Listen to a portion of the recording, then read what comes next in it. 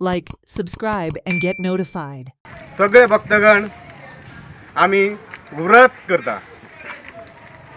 आमच्या भितूर 10 वर्साचो एक दोन तसोच 70-75 वर्साचोय दोन आसा.